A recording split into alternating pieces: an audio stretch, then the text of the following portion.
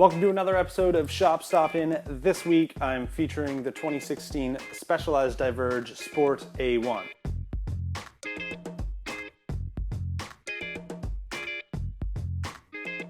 So a few months back I featured the 2016 Specialized Diverge Elite DSW 10-speed Tiagra model. And a lot of you were interested in hearing what I had to say about some of the cheaper Diverge models. This particular week, we are looking at the 9-speed Sora A1 Sport model, which basically just has some higher end components bolted on to the same exact frame as the A1. So let's get right into it. The frame is built from Specialized's A1 aluminum, which they call their workhorse aluminum grade. It does look as though it has a tapered head tube, however, the fork is not. It has a threaded bottom bracket, and it does have some interesting curves in the seat stay in an attempt to try and make some pretty good vertical compliance. Based on riding it a little bit, I will say that it's a pretty comfortable bike, whether or not that is from frame design or basically from a bigger tire. I can't say for sure because I didn't get to ride the bike for nearly long enough. The fork on the bike is a Specialized Fact carbon with an alloy steerer and crown. It's got Zert inserts along with post disc mounts, and you can put the Specialized plug and play fender sets on them. Drivetrain, like I said, it is a 9-speed Sora drivetrain, and that goes through the entire bike. They use the 9-speed double shifters along with the front and rear derailleur.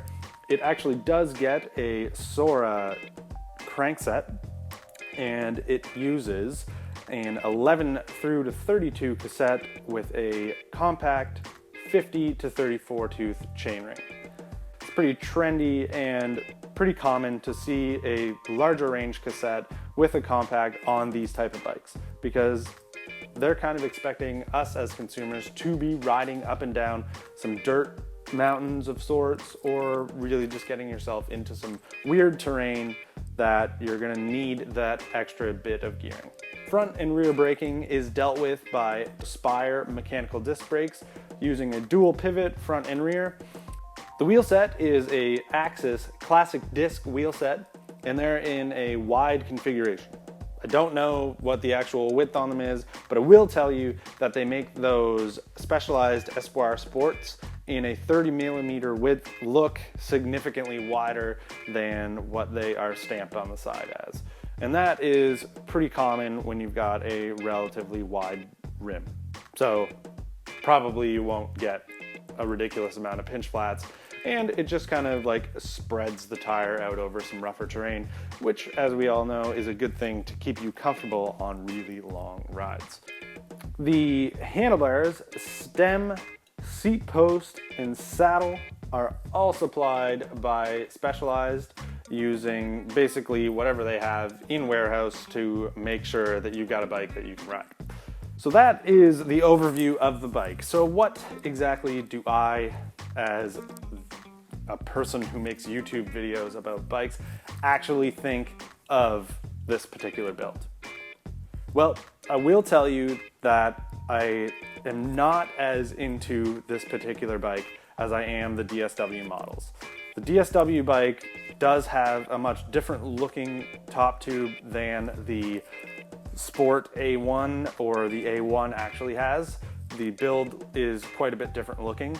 However, the geometry is the same. So it still is a Diverge. It is a bike that you could fit a nice big tire. They say up to 35mm. I'm willing to bet that we could probably fit up to a 38, even though I'm sure they don't want any of us advising that. Kind of my favorite part about the Diverge is it still holds true to the fact that it looks like a fast road bike. It doesn't get so drawn out with wheelbase and strange head tube angles and all that. It still looks similar to a Roubaix or a Tarmac or any of those fast road bikes that Specialized makes. It just so happens that you can fit a way bigger tire on it. So who's going to be looking for something like this? It's basically the person who's looking for that entry level, get me into every sport that goes on with a drop bar bike for not a lot of money type person.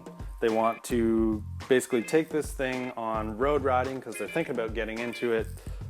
If there's a fire road that looks cool on the side of a road ride that they're on, they want to be able to go explore it and not be absolutely dead or worry about getting flats at any point in their ride.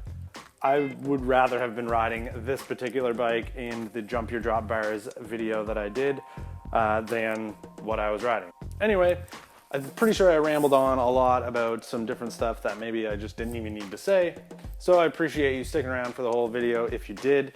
Thanks for watching. I'll see you next time.